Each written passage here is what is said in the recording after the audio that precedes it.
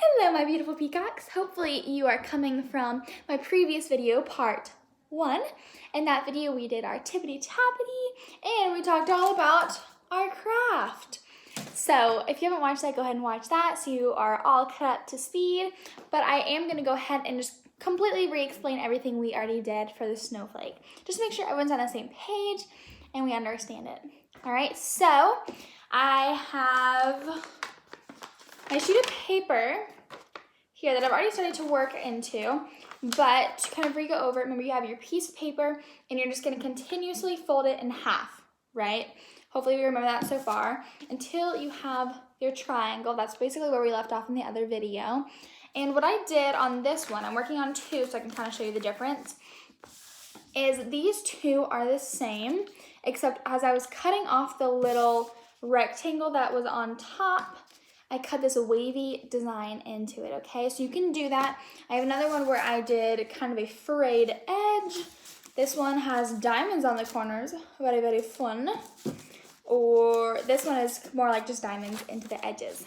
Okay, so you can do any kind of design, really whatever you're feeling. It can be all kinds of different crazy stuff, but it is super fun to add a design there so the edges of your snowflake are not just the straight lines. But totally up to you, all about preference. So after you do that, I always like to cut out this little corner first right there. That is going to be your center. Like here I have kind of looks like a star, or let's see what else I have. This one is not cut out, so there's no center cut out, but it's really all up to you. Here's more of a circle. Depends what you're feeling, but I'm gonna do one without, one with, so you can kind of see the difference. And the goal is to cut all along these edges, or again from that side, and of course the middle if you really want to. So that's really what you're gonna do. I'm gonna do it with you so we can all do fun things. I love doing a heart, so I'm gonna show you a heart. Here's one of the heart designs that I did. Now to do a heart, you might have already learned this, but I will go ahead and go over it. Do a heart, you're only gonna be cutting out half of a heart when you really think about it. So I'm first gonna do the curved part around and then cut straight down. Okay, so you see that looks like half of one of these hearts. So you're gonna do that, you're gonna loop up and then cut down. I always find it easier to do the top loop part rather than the straight line, but again, it's totally up to you, whatever you find it to be easier. I'm gonna do one big heart, and then I'm thinking I'm gonna do another smaller one on top. Okay, I'm thinking the hearts are super fun because you, our little students, are our dance teachers' little hearts, so we miss you so, so much. Hopefully you're all doing well. And then I'm thinking for my other side, I'm gonna do diamonds. What are you thinking? Think diamonds would be fun? Yeah, perfect. So I'm putting some diamonds in there. Now make sure you don't cut through. Okay, so I see it kind of got a little bit close there, because if you do that, then this part will break off, and then your snowflake will kind of fall apart as you open it up. And that's not fun, because you just spent all this super duper hard work making a cool snowflake. So be careful when you tear the pieces off as well, like if you don't really cut through all the way. So this is what it looks like. It kind of looks all straggly and funny, but when you open it up, it is going to be the most beautiful snowflake ever. So let's see what we got. If you're going to open yours up with me. And there you go. There's a super fun, here I'll put it on that so you can see. What a super fun little snowflake. Okay, I'm going to finish on my other one with you if you're still working or you want to make more than one. So again, I have this little kind of corner cut out like a circle just to give it some kind of interest. And then I'm going to do a semi-frayed edge, kind of see like for this one. You can see how it kind of frays or flutters at the end. Now I'm going to teach you how to do that really, really quickly. So I have my edges, whatever one I decide to do, and you're just going to cut lines, but you're going to cut them to match up. Okay, so you see how I cut that little notch out? That would be a better way to explain it. So you're really just cutting out little lines, little notches, or you can actually just keep cutting tons of lines in a row. So I will show that too. So whether you're cutting out notches or you're just fraying the edges, I can show you that.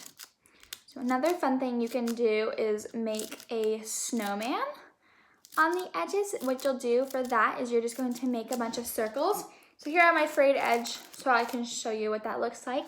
But I'm gonna show you how to make a snowman too. So if we're going with the winter theme, why not? So again, you have your edge, and we're gonna make 3 circles differentiating in size, okay? So first, you're gonna wanna start with your biggest circle. And again, make sure you're looking and making sure you have tons of room to do this so your snowflake doesn't get cut off, you know? So then I have my second circle. So see how that one's super big, that one gets a little bit smaller, and the next one's just gonna be a little bit smaller for its head. So let's see. Perfect. Then we have our little circles, which is gonna be our snowman. And now we have this top edge. That's gonna be our outer edge. What are we thinking I should do? Anyone have any ideas? Circles? I like it. Let's do some circles. I'm gonna do a few big ones, okay? Maybe you have figured out what your favorite way to do these is. I don't know if you've done these in school or not. I know I used to love doing these in school, and these are fun little gifts to give your family or friends, especially once we are done with this crazy quarantine. This would be maybe a fun little gift. Maybe brighten someone's day. All right, now we're opening it up. And look at that, there's my snowman that I made. And here are my cool little frayed edges. It almost looks perforated, which is very fun. Now, if you were to cut these out, it'll probably look something more similar to that. There you have it with the scalloped little circle edges. So hopefully you thought that was super fun.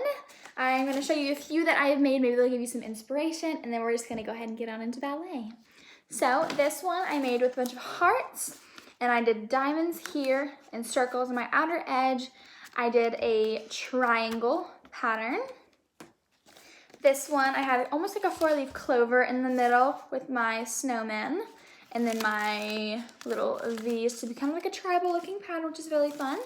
This is the one that has my very fun kind of spiky edge, again with a heart, and so we have here almost like a leaf.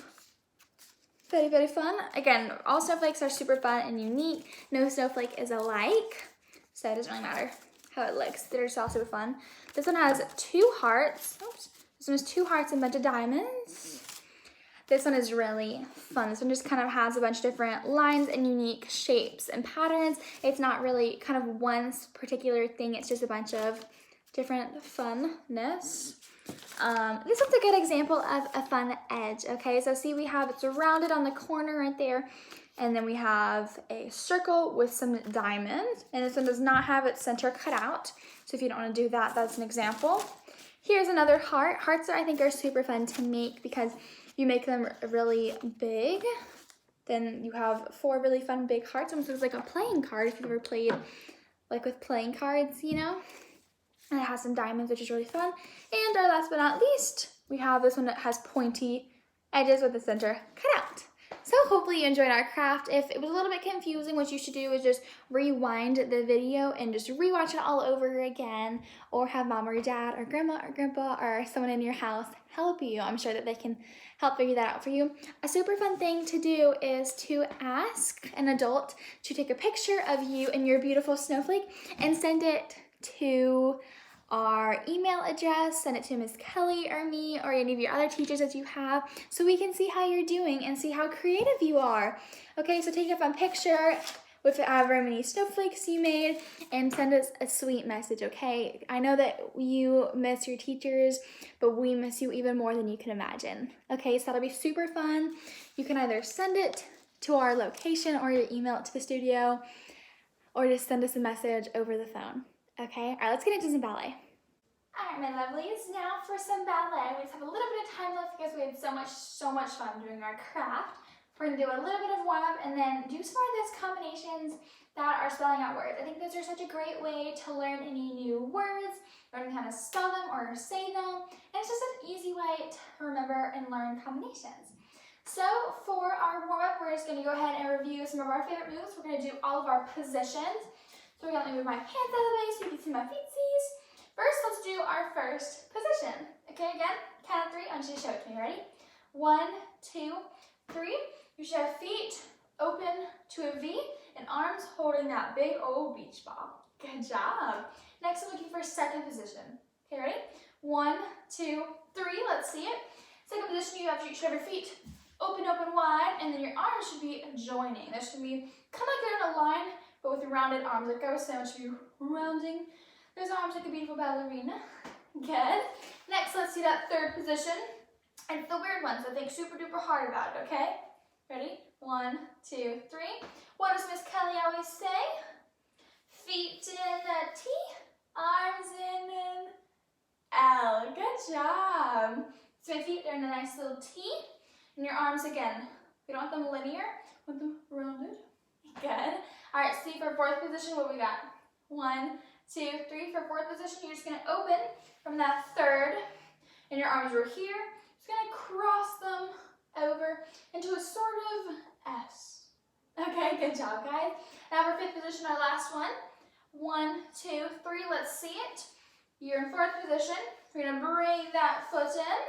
Which you want your heel to reach your toes, and your arms are here. And I'm just gonna bring them up like you're holding a beach ball over your head.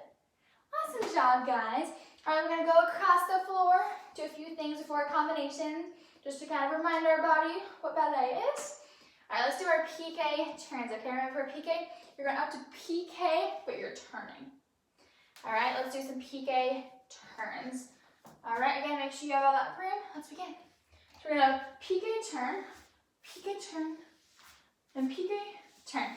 I only have room for 3, so you might have room for 3, hopefully more. Let's see, more. Good job, guys. All right, next, I want to practice our arabesques and our passes, okay? So I want you to step and go arabesque, and go cross, passe, step, arabesque, step, passe. Good, now the other side. Step, arabesque, step, passe, step, arabesque, step, passe. Good job, guys. You're doing so good today. All right, next, I want us to go across doing a soutenu turn. Remember, soutenu is you're stepping, crossing, and turning. Okay, so you're not bringing up your foot or anything. Let's do our soutenus. Stop, soutenu, soutenu, and soutenu. Good job, guys. Again, I only have room for 3, so once you do it enough, you can kind of figure out how much room you have. So you go ahead and calculate what you need to do. All right, let's go ahead and shift in the center and work on those combinations. All right, my dancers, now it's time for our combinations. We're only going to get a few in today, so make sure you're watching. We're going to spell out the word play, P-L-A-Y, play. Kind of like when you play in the snow, okay, keep that in mind. What we're going to do is a passe turn, okay? So passe turn, and I want you to try and hold it. You can go down to your flat, and then try to lengthen out. We're going to lengthen out to our arabesque. Let's do for A. So here, lengthen, arabesque. Good. And then for Y, I want you to pick your own pose, okay? Y is going to be kind of our wild card.